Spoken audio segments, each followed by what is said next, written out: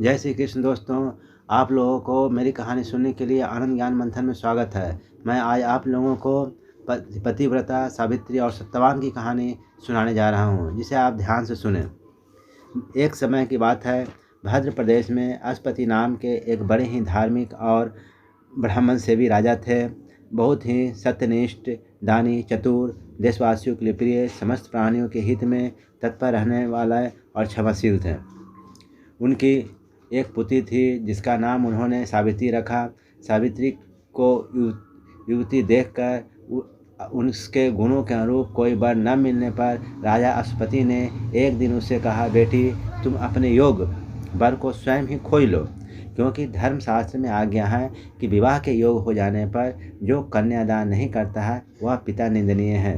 पुत्री से यो कहकर उन्होंने अपने बूढ़े मंत्रियों को आज्ञा दी कि आप लोग सवारी लेकर सावित्री के साथ जाएं। मंत्रियों के सहित सावित्री समस्त तीर्थों को विचर कर अपने पिता के घर पहुंची। उसने पिताजी और नारद जी को भी प्रणाम किया। उसे देखकर नारद जी ने पूछा, राजन, यह युवती हो गई है, फिर आप इसे विवाह क्यों नहीं कर देते? अश्वपति ने कहा, इसे मैंने वर खोज लेने के लिए ही भेजा था, वह आज ही लौटी है। सावित्री ने कहा, साल्व देश के राजा धूमत्सेन राज छीन जाने से वन में तपस्या कर रहे हैं। उनके कुमार सत्यवान मेरे अनुरूप है। मैंने उसे ही अपने पति रूप में वरण किया है। राजा ने नारद जी से पूछा, राजकुमार कैसे हैं? नारद जी ने बोले, राजकुमार तेजस्वी, बुद्धिमान, क्षमादान, शूरवीर है। अश्वपति ने कहा, आप उसे सभी गुणों से संपन्न बता रहे हैं, यदि उसमें कोई दोष हो तो वे भी बताइए। नारद जी बोले, उसमें एक दोष है जिससे उसके सारे गुण दबे हुए हैं। वह दोष यह है कि आज से ठीक 1 वर्ष बीतने पर सत्यवान देह त्याग देगा। तब राजा ने सावित्री से कहा, बेटी, तू पुनः जाकर दूसरे वर की खोज कर। इस पर सावित्री बोली, पिताजी, भाई भाई के हिस्से का बंटवारा एक बार ही होता है, कन्यादान एक बार ही होता है, और मैंने दिया ऐसा संकल्प भी एक बार ही होता है। ये 3 बातें एक एक बार ही हुआ करती है। अब तो जिसे मैंने एक बार वरण कर लिया है वह दीर्घायु हो, अल्पायु हो, गुणवान हो, गुणहीन हो, वह मेरा पति होगा। किसी अन्य पुरुषों को मैं वरण नहीं कर सकती हूँ। पहले मन से निश्चय करके फिर वाणी से कहा जाता है, उसके बाद कर्म द्वारा किया जाता है। अतः इसमें मेरे लिए मेरा मन ही प्रमाण है। नारद जी की आज्ञा मानकर राजा अश्वपति वैवाहिक सामग्री तथा ब्राह्मणों के साथ लेकर कन्या के सहित राजा धूमत्सेन के आश्रम में गए। राजा धूमत्सेन राजा का सत्कार किया और पूछे कि किस नियम से पधारने के लिए कृपा की है। तब अश्वपति ने कहा, मेरी यह सावित्री नाम की रूपवती कन्या है, इसे आप धर्मानुसार पुत्र वधू के रूप में स्वीकार कीजिए। धूमत्सेन ने कहा कि हमारा राज भ्रष्ट हो चुके हैं। हम वन में रहकर स्वयं पूर्वक तपस्वियों का जीवन व्यतीत करते हैं।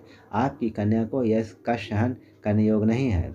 अश्वपति बोले, सुख दुख तो आते जाते रहते हैं, इन सब बातों को मैं और मेरी पुत्री दोनों जानते हैं। मैं तो सब प्रकार निश्चय करके ही आपके पास आया हूँ। राजा धूमत्सेन ने उनकी बात स्वीकार कर ली।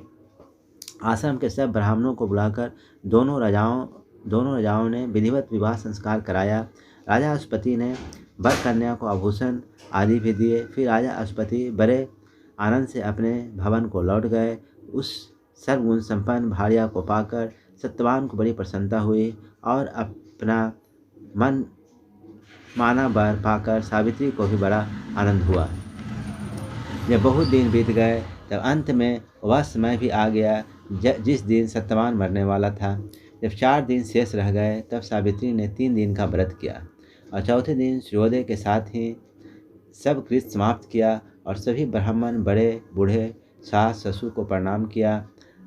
जब सत्यवान कंधे पर कुल्हाड़ी रखकर वन की ओर जाने को तैयार हुआ तब सावित्री ने कहा, आज मैं भी आपके साथ चलूँगी। सत्यवान बोला, प्रिय, तुम उपवास के कारण भूखी हो, वन का रास्ता बहुत कठिन है। सावित्री ने कहा कि उपवास के कारण मुझे थकान नहीं है, मेरे मन में उत्साह है। सत्यवान बोला, अच्छा है, यदि तुम्हें चलने का उत्साह है तो चल सकती हो। वह लकड़ियाँ काटने लगा। उस समय श्रम के कारण उसके सिर में दर्द हो गया। उसने सावित्री के पास जाकर कहा, मेरे सिर में दर्द हो रहा है, सारे शरीर लहर रहा है, मैं सोना चाहता हूँ। यह सुनकर सावित्री पति के पास आई और उसका सिर गोदी में रखकर पृथ्वी पर बैठ गई। इतने में ही उसने वहाँ सूर्य के समान तेजस्वी मुकुटधारी श्याम शरीर लाल वस्त्र पहने हाथ में पास लिए हुए एक पुरुष को देखा। सावित्री बोली, आप कौन हैं और आप क्या करना चाहते हैं? यमराज ने कहा, मैं यमराज हूँ, मेरे तेरे पति की आयु समाप्त हो चुकी है, मैं इसे ले जाऊँगा। सावित्री बोली, भगवान, मनुष्यों को लेने के लिए तो आपके दूत आया करते हैं, यहाँ आप स्वयं क्यों आए हैं? यमराज ने कहा, सत्यवान धर्मात्मा और गुणों का समुद्र है, यह मेरे दूतों द्वारा ले जाने योग्य नहीं है, इसी से मैं स्वयं आया हूँ। इसके बाद यमराज सत्यवान के शरीर से सूक्ष्मधारी जीवात्मा को निकालकर दक्षिण की ओर चल दिए। तब सावित्री भी उसके पीछे पीछे चल दी। यह देखकर यमराज ने कहा, सावित्री, तुम लौट जा और इसका दैहिक संस्कार कर, तू पति सेवा के ऋण से मुक्त हो गई है। सावित्री बोली, मेरे पतिदेव जहाँ जाएंगे वहीं मुझे भी जाना चाहिए, यही सनातन धर्म है।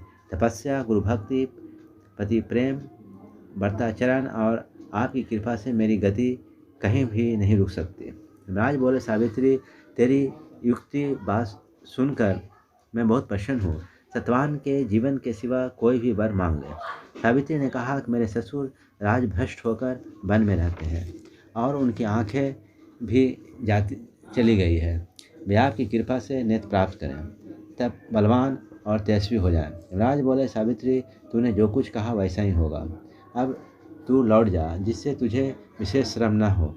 सावित्री ने कहा, पतिदेव के समीप रहते हुए मुझे श्रम कैसे हो सकता है? जहाँ मेरे प्राणनाथ रहेंगे वहीं मैं रहूँगी। इसके सिवा एक बात यह है, सत्पुरुषों का तो एक बार का समागम भी अत्यंत अभिष्ट होता है, उससे भी बढ़कर उनके साथ प्रेम हो जाता है। सत्समागम निष्फल कभी नहीं होता, अतः सर्वदा सत्पुरुषों के ही साथ रहना चाहिए। यमराज बोले, सावित्री, तूने जो हित की बात कही है वह मुझे बड़ी अच्छी लगती है, इस सत्यवान के जीवन के सिवा तुम दूसरा वर मांग ले। सावित्री ने कहा, मेरे ससुर जी का राज छिन गया है, उन्हें स्वयं ही प्राप्त हो जाए और वे अपने धर्म पर डटे रहें।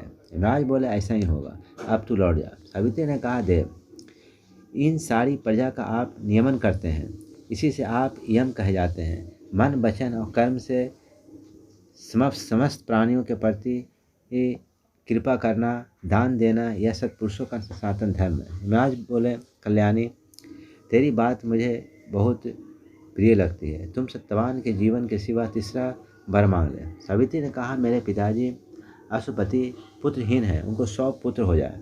यमराज बोले, तेरे पिताजी को 100 पुत्र होंगे, अब तू लौट जा, बहुत दूर आ चुकी है। सावित्री कहा, पतिदेव के सन्निधि के कारण मुझे कुछ भी दूरी नहीं जान पड़ती, आप शत्रु मित्र आदि के भेदभाव को छोड़कर सबका समान रूप से न्याय करते हैं, इसी से सब प्रजा धर्म का आचरण करती है और आप धर्मराज कहलाते हैं।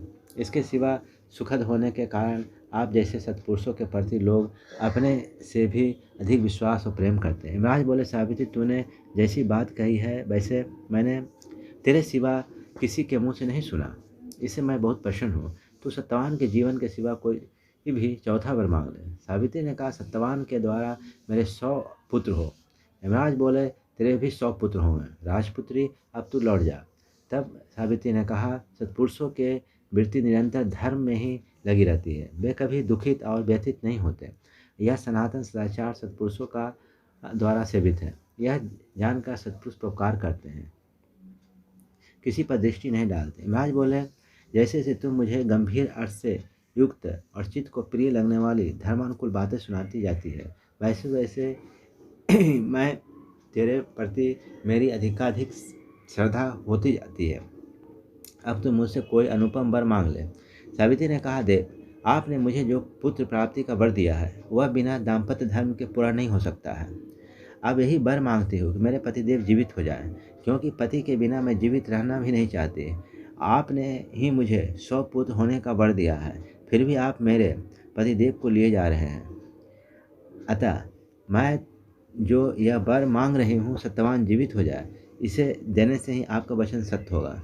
यह सुनकर यम बड़े प्रसन्न हुए और उन्होंने तथास्तु कहते हुए सत्यवान का बंधन खोल दिया और कहा, यह जीवित होकर सर्वथा निरोग हो जाएगा और तेरे साथ 400 वर्ष तक जीवित रहेगा। इस प्रकार सावित्री को वर देकर धर्मराज अपने लोक को चले गए।